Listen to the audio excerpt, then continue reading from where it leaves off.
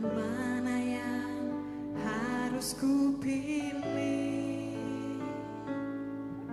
Ku tahu ku tak mampu, ku tahu ku tak sanggup.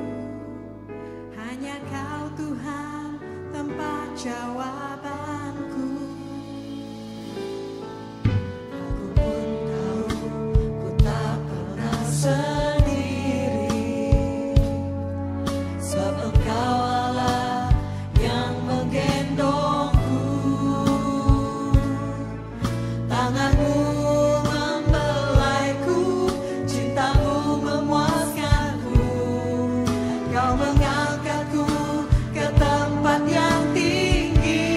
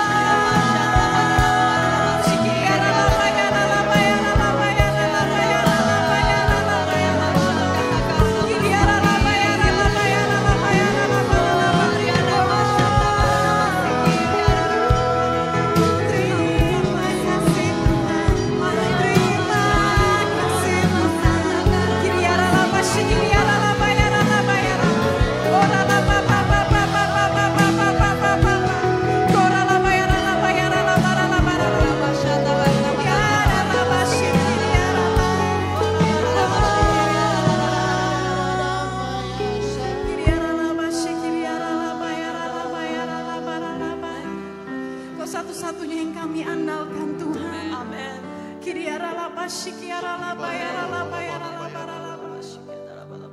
Kalau mungkin keadaan kami saat ini sedang tidak baik-baik saja, atau mungkin keluarga atau teman-teman kami sedang tidak baik-baik saja, tapi kami mau terus Tuhan memegang teguh Tuhan pengharapan kami di dalam Engkau Tuhan.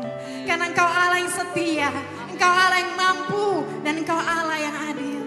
Kami percaya Tuhan ketika kami bergantung dan berharap sepenuhnya kepada Engkau, Engkau akan menjawab setiap doa-doa kami ya Tuhan. Sukacitamu Tuhan, damai sejahteramu, itu yang memenuhi setiap dari kami. Oh terima kasih Tuhan, terima kasih Bapa. Oh terima kasih Tuhan. Hallelujah, praise the one who set me free. Hallelujah, that has lost its grip on me. You have broken every chain. There's salvation in your name, Jesus Christ.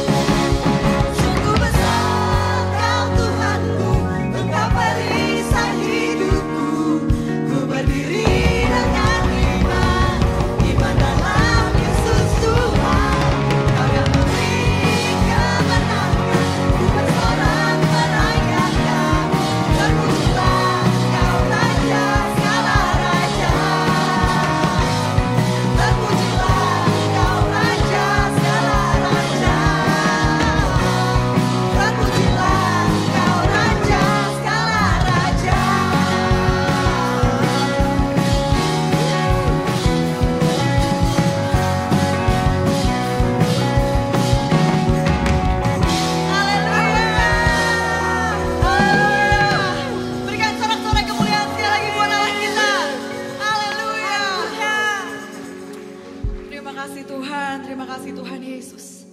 Kau baik Tuhan, Kau bertahta di pujian umat-Mu Tuhan Yesus. Mari sama-sama jemaat Tuhan kita ambil waktu 5 menit. Beberapa menit saat ini.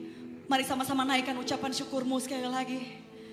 Kiara nama Shanda, karena nama sikir, ya rararararara. Kiara nama Shanda, karena nama sikir, ya rarararara. Terima kasih Tuhan. Terima kasih Yesus. Kami memuji Engkau. Kami puji kebesaran-Mu. Kau Allah yang baik. Kau Allah yang setia. Semua karena Kau Tuhan. Tiara nama Shanda karena nama sikir. Tiara nama Shanda karena nama sikir. Mari sama-sama jemaat Tuhan. Naikkan ucapan syukur-Mu. Naikkan pujian-Mu. Your sacrifice of praise. God be enthroned. God be enthroned. Dia mengasihi-Mu. Dia mengasihi-Mu. Tiara nama Shanda karena nama sikir. Oh Yesus Tuhan. Haleluya, haleluya. Oh Yesus, semua karena Kau Tuhan.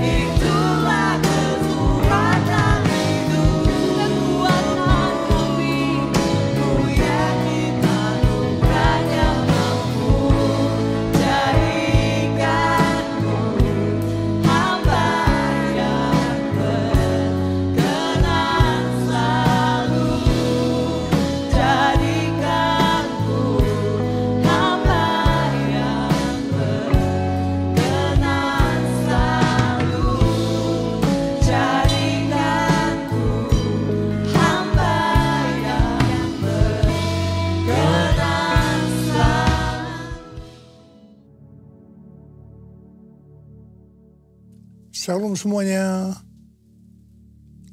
Tahun 2025 adalah tahun penuaian. The year of harvest. Ayat emasnya adalah Ulangan 11 ayat 13 dan 14 dan Yohanes 4 ayat 35. Kalau kita menyelidiki ayat-ayat yang merujuk pada penuaian atau harvest, maka terdapat beberapa jenis tuaian. Yaitu yang pertama, tuaian jiwa-jiwa yang terhilang dan membutuhkan pemulihan hubungan. Yang kedua, tuaian perluasan kerajaan Allah. Yang ketiga, tuaian berkat rohani dan jasmani. Yang keempat, tuaian hidup yang berbuah atau buah roh. Yang kelima, tuaian hidup yang kekal. Dan yang keenam, tuaian di bumi yang mengalami murka Allah. Saya percaya ke depan ini, Tuhan akan berbicara tentang hal-hal di atas. Mengenai target penyelesaian amanat agung tahun 2033, Tuhan mulai membukakan pengertiannya pada waktu Global Council Empower 21 meeting di Hawaii tahun 2013. Tuhan memberikan visi. Setiap orang, everyone, akan mendapatkan kesempatan untuk berjumpa secara autentik dengan Tuhan Yesus melalui kuasa dan hadirat Roh Kudus pada Pentakosta 2033. Terus terang kita semua bingung, termasuk Billy Wilson dan saya sendiri. Beberapa bulan setelah itu Billy Wilson ke Manila dan dia hadir di konser Planet Shakers dengan memakai baju berwarna merah. Tiba-tiba pimpinan Planet Shakers, yaitu Neil Smith, menyuruh berhenti. Dan dia bilang, ada pesan Tuhan untuk orang yang berbaju merah. Dia berkata, saya tidak kenal Anda. Saya tidak tahu siapa Anda. Tetapi Tuhan katakan, Anda harus berpikiran besar. Terus terang Billy Wilson kaget mendengar nubuatan itu. Karena selama ini dia berpikir, bagaimana ini bisa terjadi? Ternyata untuk itu perlu punya pikiran besar. Kepada saya, Tuhan memberikan pengertian tentang tahun 2033 ketika bulan Mei 2022 diadakan World Prayer Assembly atau WPA secara hybrid di SICC Tower lantai 11. Ada 3 orang yang berbicara secara online di mana mereka semua berbicara tentang tahun 2033. Mereka adalah Billy Wilson, aliran Pentakosta, Rick Warren dari aliran Baptis, dan Nicky Gamble dari aliran Anglican. Tiba-tiba Tuhan memberikan pengertian kepada saya. Dan saya berkata, I got it. I got it.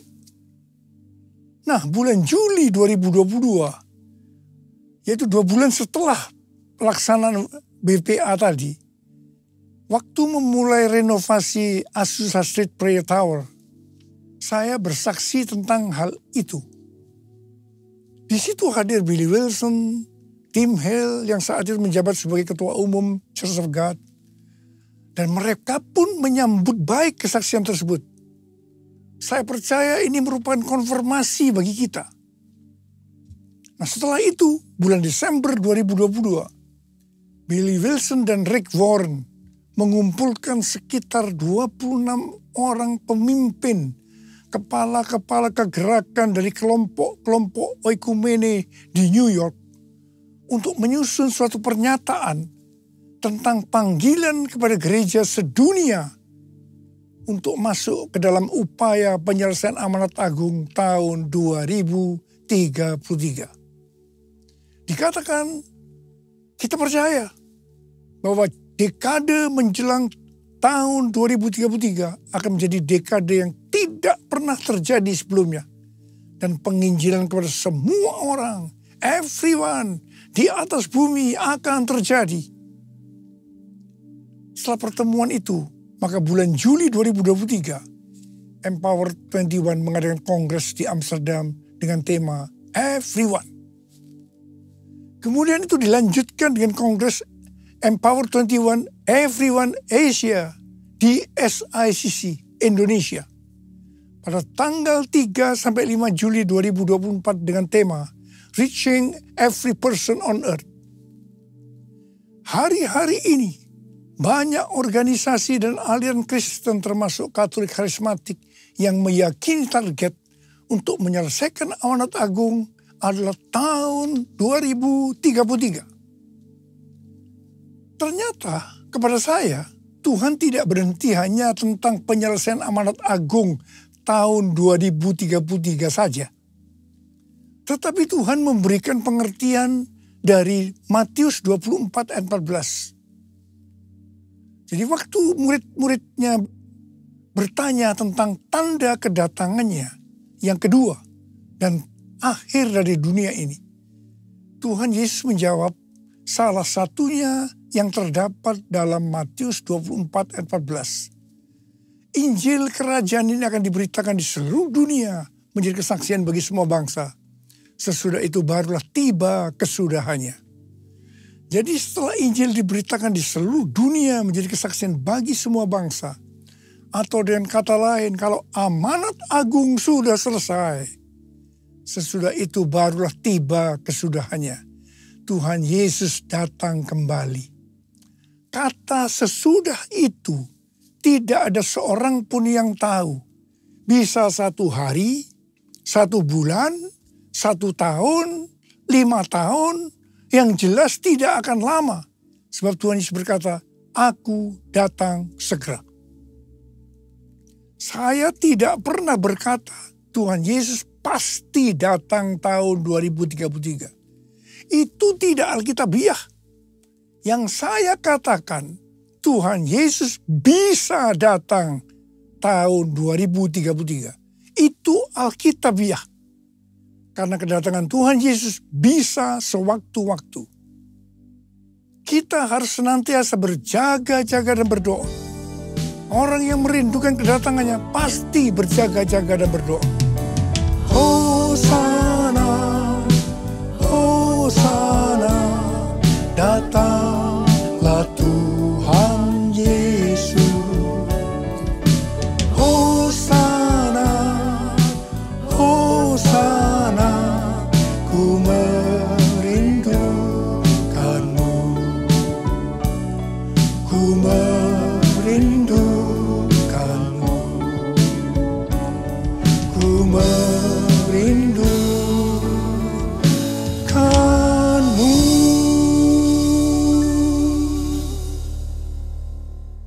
Rick Warren membuat kelompok yang disebut dengan Finishing the Task, menyelesaikan amanat agung, dengan menggunakan pendekatan 4B atau 4B. B pertama, Bibles. Jadi dikatakan kami ingin semua orang percaya di bumi memiliki akses kepada Injil yang diterjemahkan ke dalam bahasa yang ada dalam hati mereka. Jadi artinya Alkitab diterjemahkan ke semua bahasa. B yang kedua, believers. Kami ingin memperlengkapi setiap orang percaya agar secara pribadi bisa bersaksi tentang Yesus. B yang ketiga, Bodies of Christ. Kami ingin semua gereja mendukung dan menanam gereja di area yang belum ada gereja. Dan yang keempat, B yang keempat, breakthrough prayer. Kami ingin semua orang di bumi yang belum kenal Yesus didoakan oleh orang yang sudah kenal Yesus. Rick Warren waktu menyelidiki tentang penyelesaian amanat agung mengatakan bahwa sejak 1000 tahun yang lalu, meskipun banyak pria dan wanita hebat yang dipakai Tuhan, tetapi belum bisa menyelesaikan amanat agung. Dia meneliti terutama selama COVID-19 melalui bacaan-bacaan tentang amanat agung. Ternyata sejak 500 tahun terakhir, yaitu sejak reformasi, gereja belum bisa menyelesaikan amanat agung.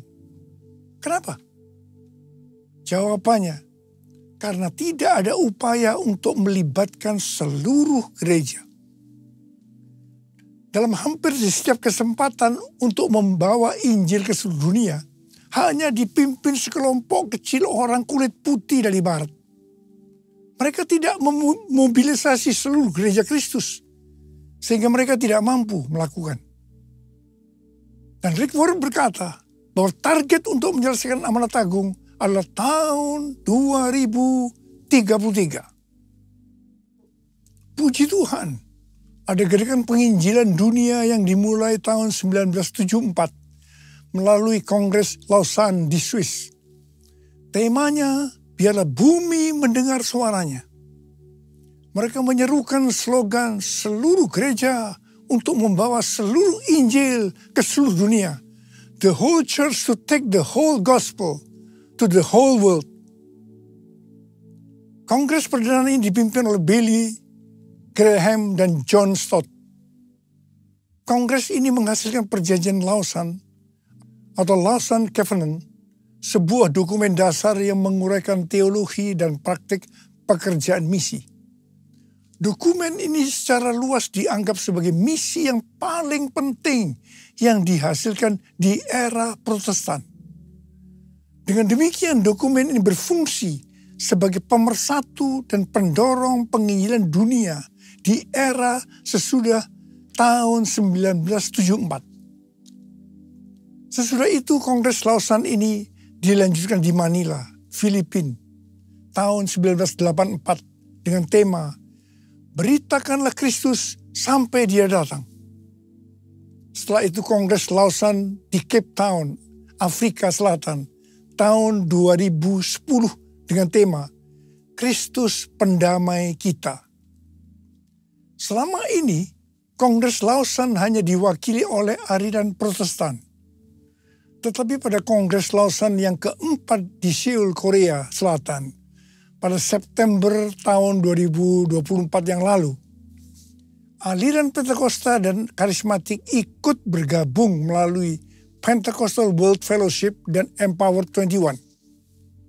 Temanya, Let the Church Declare and Display Christ Together. Biarlah gereja mendeklarasikan dan menampilkan Kristus bersama-sama. Dihadiri oleh 5.394 peserta mewakili 200 negara dan wilayah. Selain itu sekitar 2.000 peserta virtual di lebih dari 100 negara bergabung dalam kongres secara online. Saya mendapat undangan juga mewakili Empower 21 dan saya memilih sebagai peserta secara online.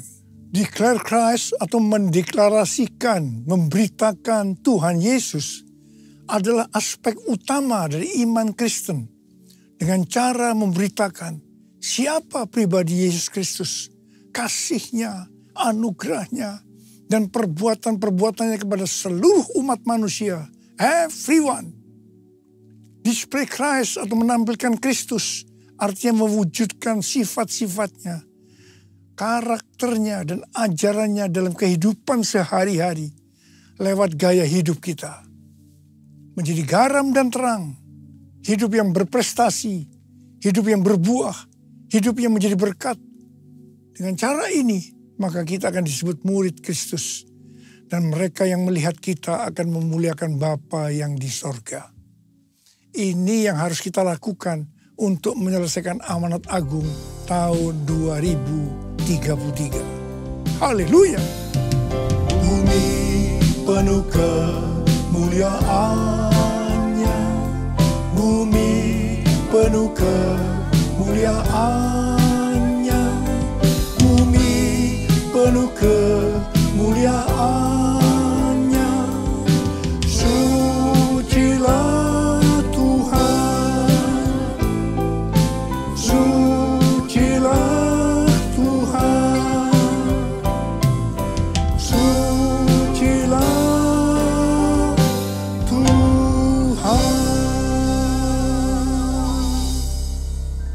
memasuki tahun penuaian ini, kita juga akan mengalami penuaian secara jasmani. Salah satu syarat untuk mengalami penuaian secara jasmani adalah memberi, menabur. Dalam Mazmur 126 ayat 5 dan 6 dikatakan, orang yang menabur dengan bercucuran air mata akan menuai dengan sorak-sorai. Orang yang pergi dengan menangis sambil membawa kantong benih pasti pulang dengan sorak-sorai, sambil membawa berkas-berkas gandumnya. Di sini jelas dikatakan pada saat kita dalam kesusahan secara finansial, justru kita harus menabur supaya menuai dengan bersorak-sorai sambil membawa berkas gandumnya atau berkat-berkatnya. Hal ini juga yang dilakukan oleh Ishak. Pada waktu terjadi kelaparan, Ishak pergi ke Gerar kepada Abimelekh, raja orang Filistin. Ishak tinggal di Gerar setelah Tuhan menyuruh dia tinggal di situ. Sesuai dengan Kejadian 26 ayat 12 dan 13. Ishak menabur di tanah itu. Dan dalam tahun itu juga ia mendapat hasil 100 kali lipat. Ia diberkati Tuhan. Orang ini menjadi kaya, makin lama makin kaya. Sehingga ia menjadi kaya raya. Pada masa kelaparan, benih yang ditabur pasti persediaan untuk makanannya. Jadi waktu Ishak menabur, pasti dengan bercucuran air mata.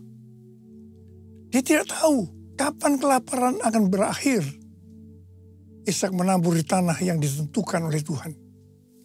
Hasilnya, Tuhan memberkati Ishak sehingga ia menjadi kaya. Makin lama makin kaya, hingga ia menjadi kaya raya. Haleluya!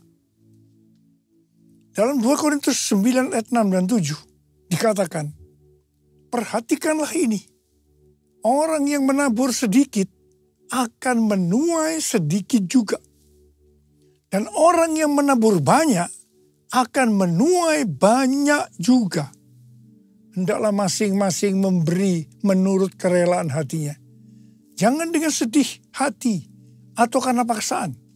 Sebab Allah mengasihi orang yang memberi dengan sukacita.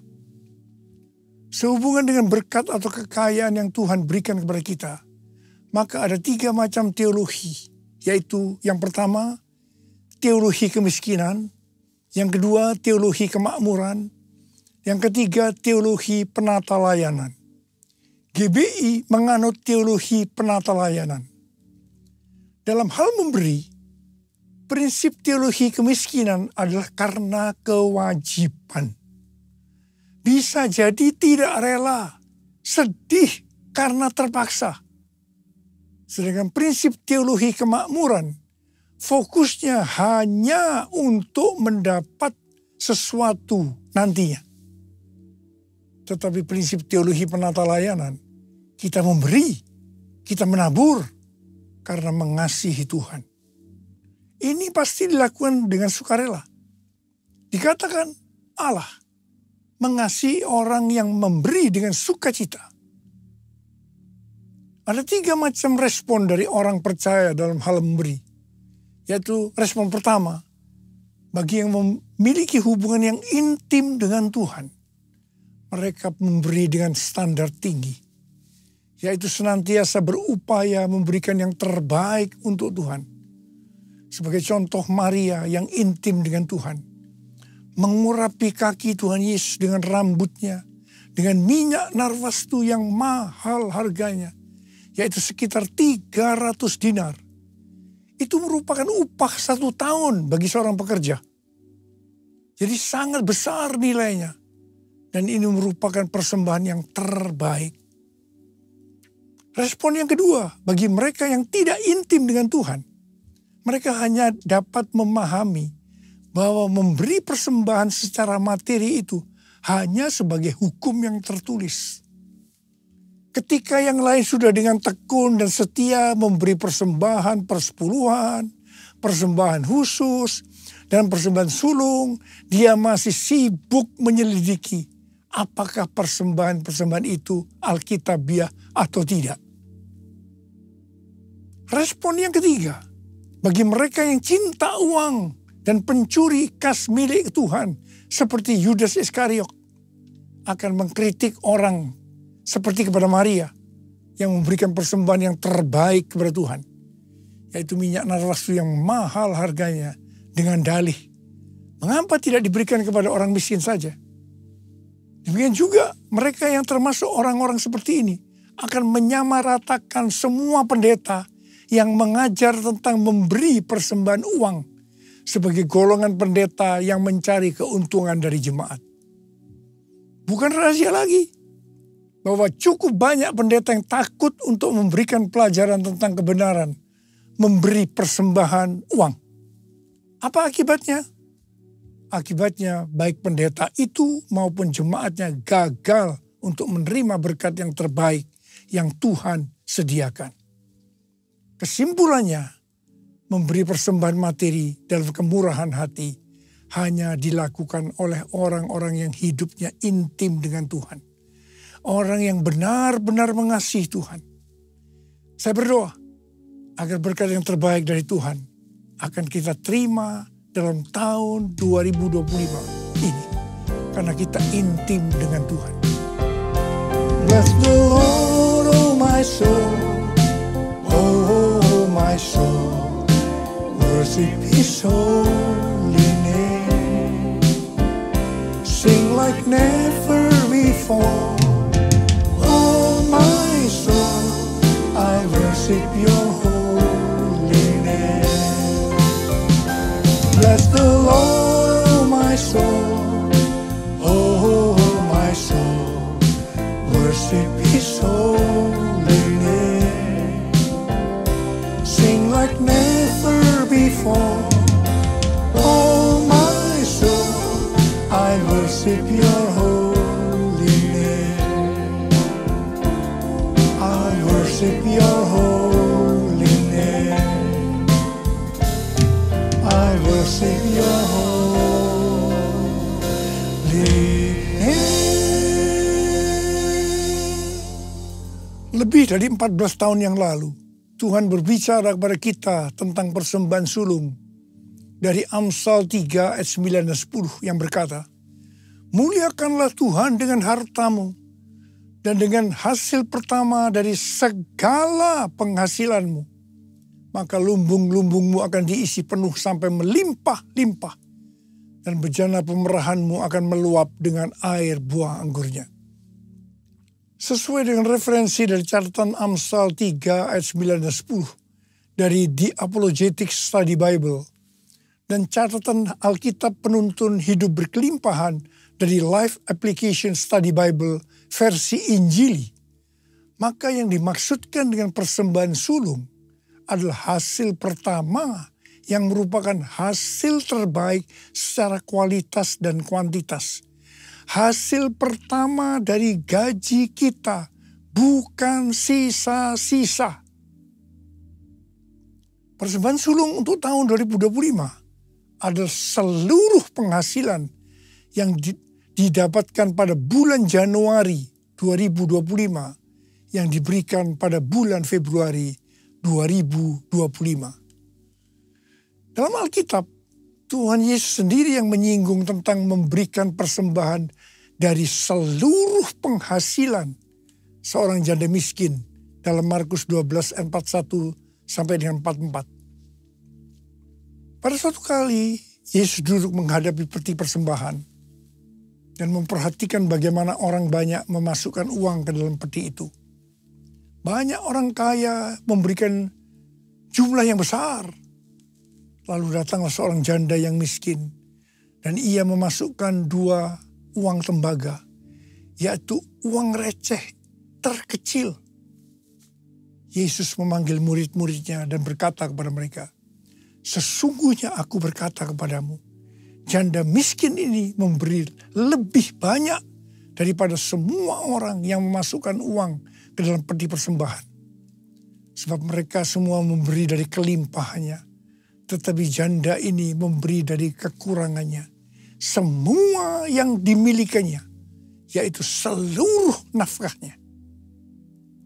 Di sini Tuhan Yesus tidak melihat besarnya jumlah persembahan, tetapi berapa persen dari penghasilannya yang dipersembahkan.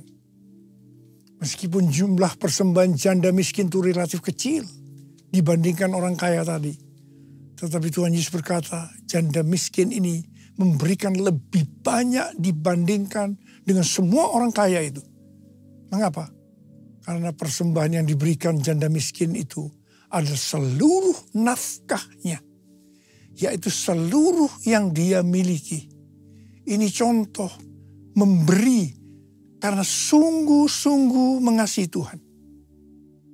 Persembahan sulung merupakan tolok ukur yang valid untuk menguji apakah kita memberi karena mengasihi Tuhan.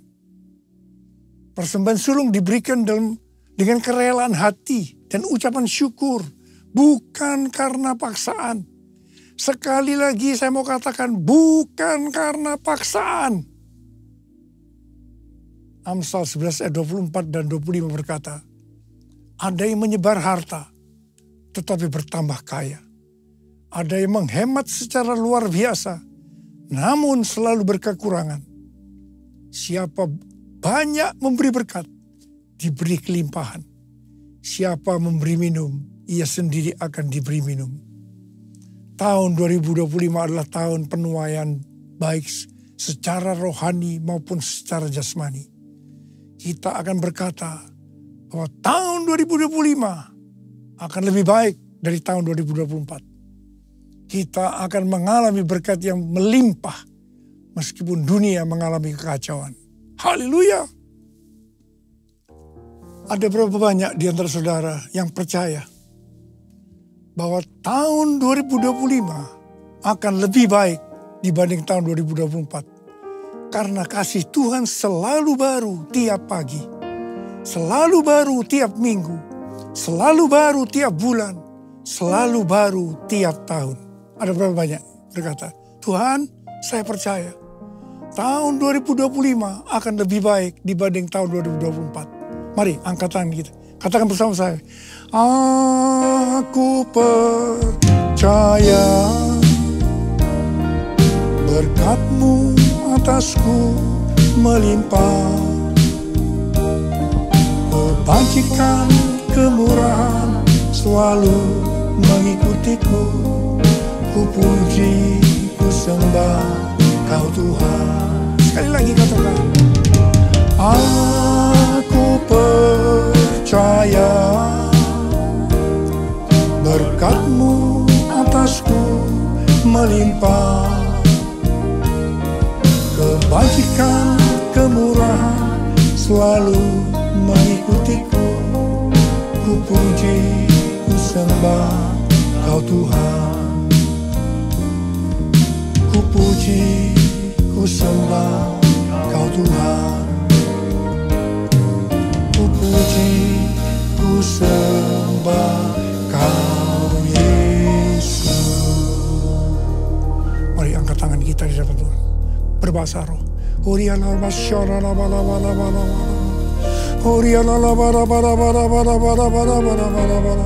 Yang sudah berbahasa roh, kita berbahasa roh. Yang belum berbahasa roh, katakan haleluya, haleluya, haleluya. Kau berdoa buat anak-anak-Mu semua Tuhan. Mereka percaya, kami dengan iman berkata tahun 2025 akan lebih baik daripada tahun 2024. Terima kasih Tuhan. Terima kasih Engkau akan menggenapi ya Aba. Serahkan anak-anak-Mu dalam tangan-Mu. Berkati mereka, berkati mereka, berkati mereka. Mereka akan menuai dan dengan secara luar biasa berkat secara jasmani, secara materi. Dalam nama Yesus kami berdoa. Haleluya. Amin.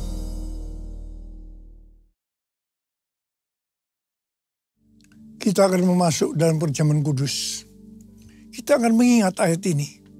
Sebab setiap kali kamu makan roti ini dan minum cawan ini, kamu memberitakan kematian Tuhan sampai Ia datang. Perjamuan kudus adalah perjamuan Tuhan Yesus sendiri. Setiap kali kita masuk dalam perjamuan kudus, Tuhan Yesus selalu berkata, biarlah ini menjadi peringatan akan aku. Peringatan akan aku. Karena itu mari kita tundukkan kepala. Arahkan hati kita kepada kebaikan Tuhan.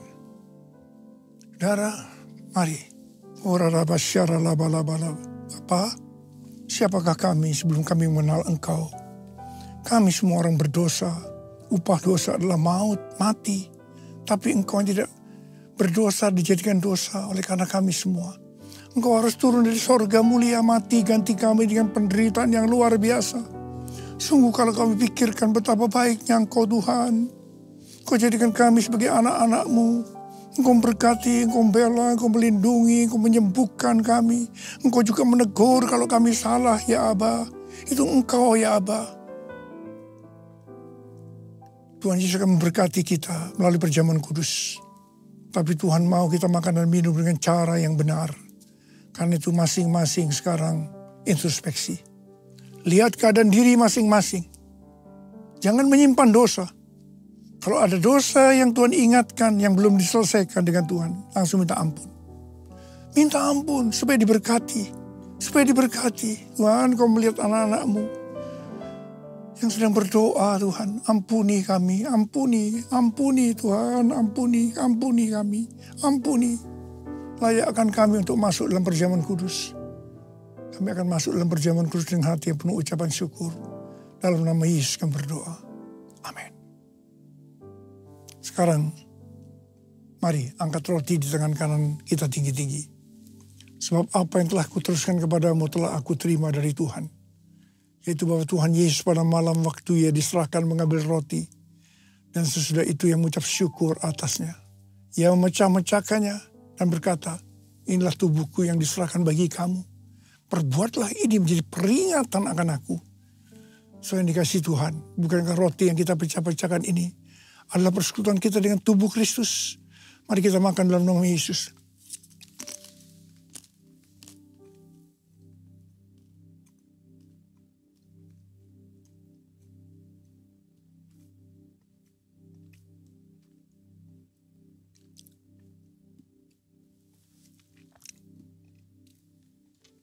Angkat cawan di tangan kanan kita tinggi-tinggi.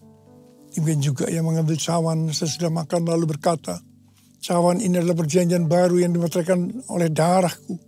Perbuatlah ini setiap kali kamu meminumnya menjadi peringatan akan aku. Saudara kasih Tuhan, bukankah cawan pengucapan syukur, yang atasnya kita ucapkan syukur, adalah persekutuan kita dengan darah Yesus. Mari kita minum dalam nama Yesus.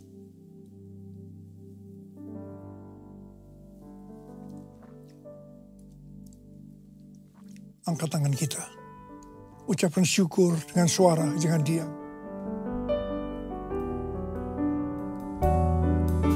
Tuhan terima kasih ya Tuhan, terima kasih. Terima kasih ya Tuhan, terima kasih. Bapak terima kasih. Terima kasih. Terima kasih. Angkat tangan saudara. Tuhan, Kau melihat anak-anak-Mu sedang mengangkat tangan. Engkau saat ini sedang menyembuhkan yang sakit. Engkau sedang membebaskan yang terikat. Engkau menghibur yang susah. Engkau menguatkan yang lemah. Memberikan pengharapan-pengharapan yang baru bagi yang datang negara putus pengharapan. Yesus, Engkau baik. Engkau baik dan sangat baik bagi kami semua. Bapa terima kasih. Terima kasih ya Tuhan. Terima kasih, terima kasih, terima kasih. Tuhan, terima kasih Tuhan. Urapi kami, terima pengurapan Tuhan, terima. Terima kasih Yesusku, terima kasih Yesusku. Puji syukur hanya bagi Tuhanku. Terima kasih Yesusku, terima kasih Yesusku. Puji syukur hanya bagi Tuhanku. Puji syukur hanya bagi Tuhanku. Puji syukur hanya bagi Tuhanku.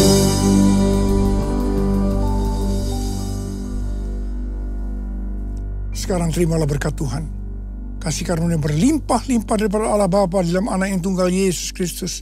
Persekutuan yang manis dengan Roh Kudus menyertai kita semua mulai hari ini. Sampai Tuhan Yesus datang menjemput kita di awan-awan dan bahkan sampai selama-lamanya. Yang percaya bersama-sama katakan, Amin.